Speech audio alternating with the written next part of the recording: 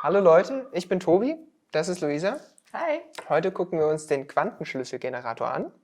Dafür habe ich mir Hilfe von einer echten Quantenphysikerin geholt. Was machst du, Luisa?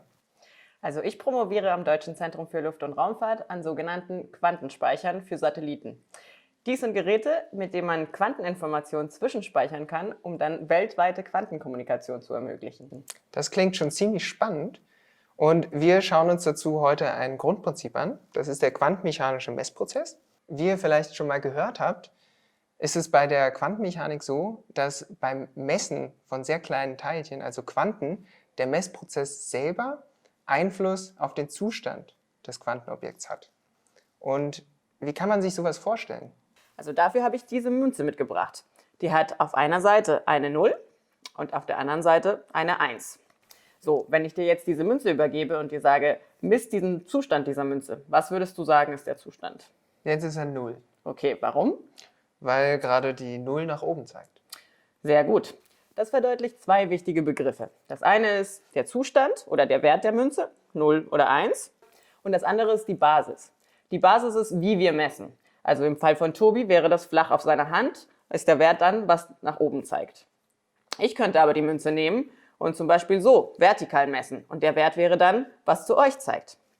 Jetzt ist das Problem, wenn ich Tobi die Münze so mit einer 1 übergebe und er in seiner Basis misst, was passiert dann? Dann bekomme ich eine 0. Okay, wir probieren es nochmal Auch wieder 0. und nochmal. Ah, jetzt eine 1. Genau, das ist nämlich das Spannende an der Quantenmechanik. Wenn wir nicht in der gleichen Basis messen, dann entscheidet sich die Münze sozusagen für welchen Wert sie nimmt. Das heißt, der Zustand wird durch den Messprozess bestimmt. Und zwar mit 50% Wahrscheinlichkeit. Schauen wir uns jetzt mal genauer die Kiste an. Die ist jetzt mal offen, damit wir auch reinschauen können. Und genau das, was wir gerade eben gespielt haben, das können wir jetzt hier gut verdeutlichen. So wie du die Basis gewählt hast, wäre das der obere Schlitz. Da kann man die Münze reinmachen und auch in dieser vertikalen Basis die Münze ausmessen.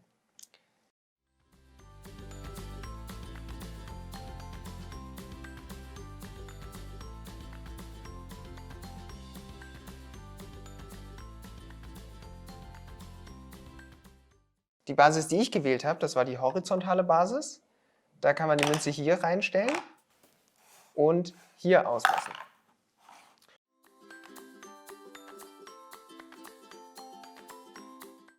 Und das, was jetzt zum Schluss passiert ist, das Merkwürdige, das war, als du mir eine vertikale Münze gegeben hast und ich sie in der horizontalen Basis gemessen habe. Dann fällt sie zu 50% entweder auf die eine oder auf die andere Seite.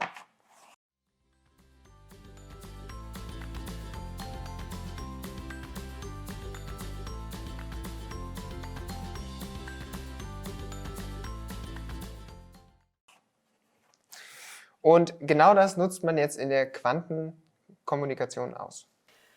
In der Quantenkryptographie funktioniert das nämlich so.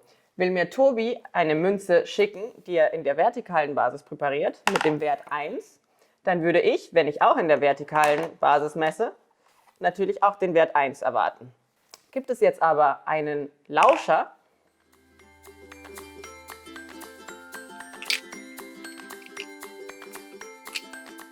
der die Münze misst, bevor ich sie ausmessen kann er natürlich nur die Basis mit 50% Wahrscheinlichkeit richtig auswählen. Das würde bedeuten, dass wenn ich in der gleichen Basis messe, wie Tobi verschickt hat, ich einen falschen Wert kriegen könnte. Das war es erstmal zur Theorie. Natürlich ist es keine echte Quantenmechanik. Da benutzt man keine Münzen. Aber was benutzt man denn in der Realität? Also in der echten Forschung benutzen wir Photonen oder Lichtteilchen. Man nutzt da als den Wert die Polarisation, also die Schwingungsrichtung dieser Photonen. Diese kann man dann über sehr lange Distanzen mit zum Beispiel Lichtleitern verschicken. Spannend. Im nächsten Video geht es dann um den Quantum Coin Toss. Das ist ein Experiment, was ihr mit der Box nachspielen könnt. Das war's denn eigentlich. Wir sehen uns beim nächsten Video. Hi, ich bin Tobi. Ich fand das Hi nicht. Oh Gott. Okay. Okay. Was gucken wir alle zu? Könnt ihr alle weggehen?